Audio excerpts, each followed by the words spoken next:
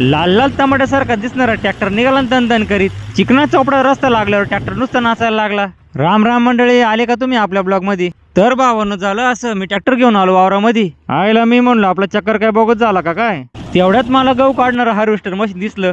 मी आपल्या ट्रॅक्टरच्या ट्रॉलीवर उभा राहून त्याची मजा पाहत होतो. जेव्हा हार्वेस्टर मशीन ट्रॉली जवळ आलं, त्यांनी लगेच ट्रॉली मध्ये गहू टाकायला सुरुवात केली. हार्वेस्टर मशीनचा आवाज एवढा होता पार कान बंद झाले. हार्वेस्टर मशीनने गहू खाली करून परत गेलो वावरामध्ये. मी गावाच्या वावराकडे नजर मारली, मला काय मशीन दिसाना. मशीन एवढं जोरात चालवतं, एवढा खाकाना उडत होता. मशीन ट्रॅक्टर ट्रॉली जवळ आलं, लगेच ट्रॉली मध्ये गहू टाकायला सुरुवात केली. या ट्रॉली मधलं गहू किती क्विंटल भरल मित्रांनो, कमेंट बॉक्स मध्ये नक्की सांगा. ट्रॉली मध्ये गहू टाकून झाल्यावर मशीन तिथून निघालं. वावराच्या शेवटच्या कोपऱ्यावर मशीन जाऊन उभं राहिलं. म्हणलं नेमकं या मशीनला झालंय काय.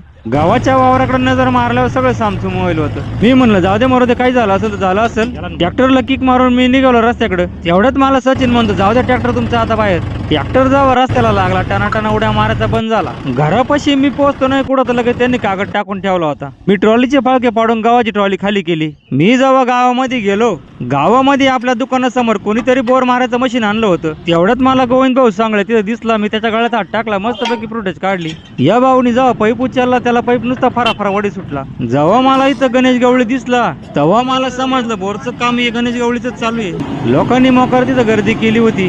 पाणी लागत आहे का नाही लागत आहे.